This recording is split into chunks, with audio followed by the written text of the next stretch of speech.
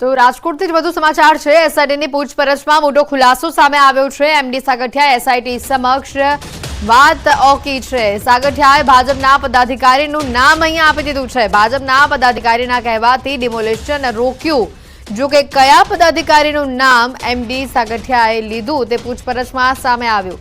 SIT દ્વારા સત્તાવાર જાહેરાત હજી સુધી નથી કરાઈ। ભાજપના એક નહીં પરંતુ 3 થી વધુ પદાધિકારીઓના નામ પૂછપરછમાં ખુલ્યા હોવાનું સામે આવ્યું છે।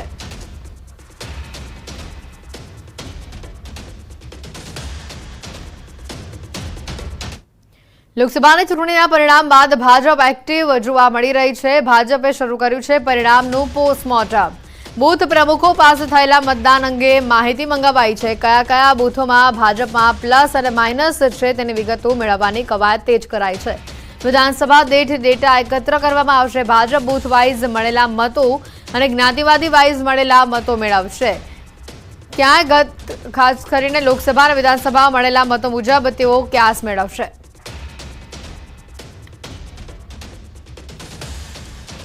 અને આજ મુદ્દે વધુ જાણકારી મેળવીશું। ગૌતમ અમારી સાથે સંવાદદાતા જોડાઈ ગયા છે। ગૌતમ, જે રીતે હવે ખાસ કરીને બૂથ પ્રમુખો સાથેની સીધી વાતચીત કરવામાં આવી રહી છે, ક્યાં ઓછા મત મળ્યા, ક્યાં કાચું રહી ગયું તેની તપાસ હવે કરી રહ્યું છે બીજેપી। ઇન શોર્ટ આ પરિણામોનું પોસ્ટમોર્ટમ કરી રહ્યું છે, વધુ માહિતી શું?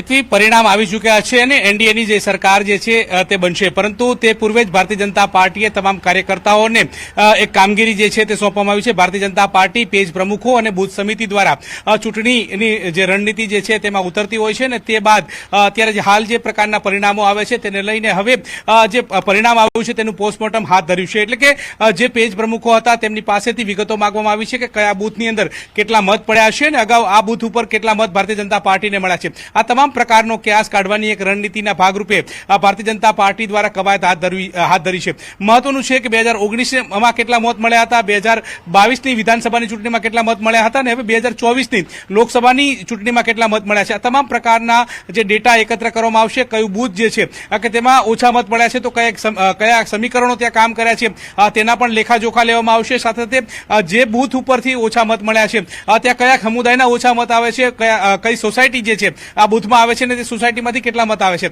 આ તમામ પ્રકારનો ગ્રાઉન્ડ ક્યાસ જે છે તે ભારતીય જનતા પાર્ટી કાઢશે। મહત્વનું છે કે આવનાર દિવસોની અંદર 2025માં સ્થાનિક સ્વરાજ્યની ચૂંટણી જે છે તે પણ યોજાશે અને તે અંતર્ગત તે પૂર્વે જ આ પ્રકારના જે એનાલિસિસ જે છે તે ભારતીય જનતા પાર્ટી હાથ ધરવામાં આવશે।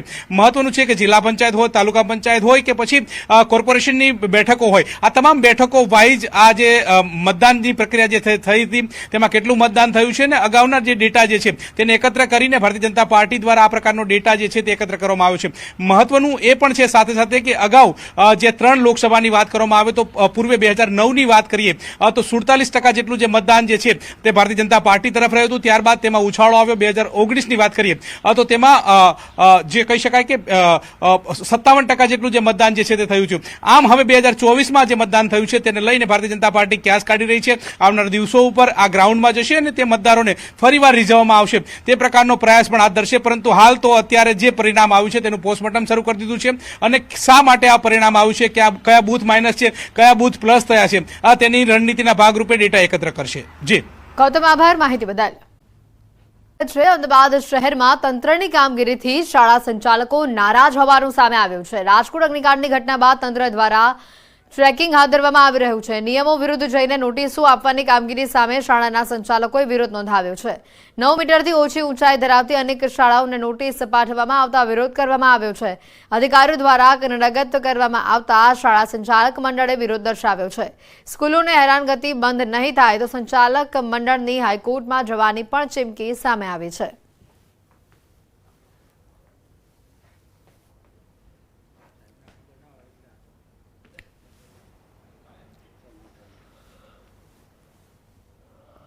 આજે બિનજરૂરી નોટિસ આપી અને શાળાઓને ડિસ્ટર્બ કરવાની વાત છે। શાળાઓ 13મીએ શરૂ થઈ રહેલી છે એટલે એ સંજોગોમાં અમે ગાંધીનગર ખાતે પત્ર લખી અને એમનો જે 2021નો પરિપત્ર છે એની સ્પષ્ટતા માગી છે।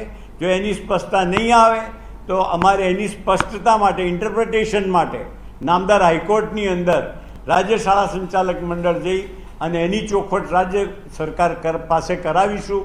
એટલા માટે અમે એમને પત્ર લખેલો છે. તો આ તરફ સુરતમાં ટ્યુશન ક્લાસીસના સંચાલકો તંત્રના નિયમોને ઘોળીને પી ગયા છે.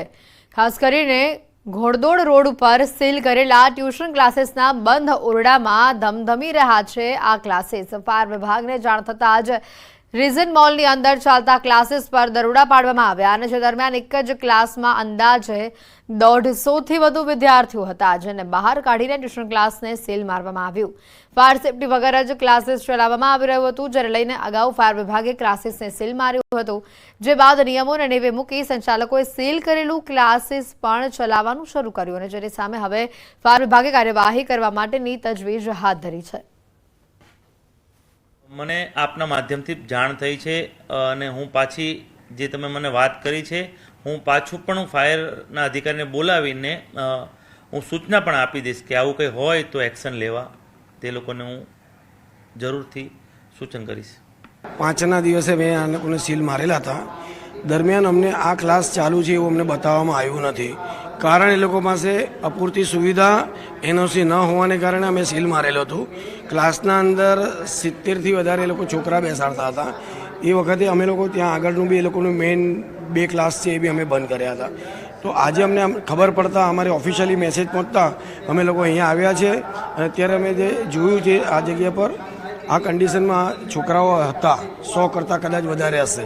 તો એ છોકરાઓને અમે બહાર કાઢી ફરીથી અમે લોકોએ સીલ મારી દીધું. જુઓ, સુરતમાં પાલિકા અને ફાયર વિભાગ દ્વારા ફાયર એનઓસી અને બીયુસીના અભાવે કાર્યવાહી હાથ ધરાઈ છે. રિંગ રોડ વિસ્તારમાં ટેક્સટાઇલ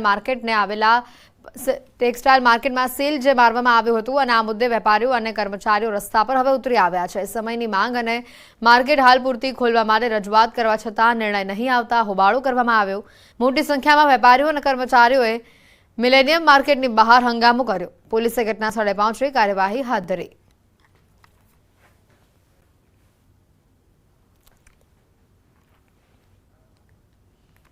તો મોરબીમાં 2 ગેમ ઝોનના સંચાલક વિરુદ્ધ ગુનો નોંધવામાં આવ્યો છે. 3 લેન ટ્રેલ ગેમ ઝોનના સંચાલક મિલન ભાડજા અને લેવલ અપ ગેમ ઝોનના સંચાલક પ્રિન્સ બાવરવા વિરુદ્ધ ગુનો નોંધાયો છે.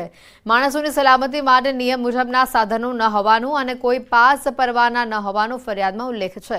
રાજકોટ અગ્નિકાંડના દિવસથી જ મોરબીના આ બંને ગેમ ઝોનને બંધ કરાવી દેવામાં આવ્યા હતા. મોરબી સિટી ડિવિઝન પોલીસે ગુનો નોંધી સમગ્ર મુદ્દે કાર્યવાહી હાથ ધરી છે.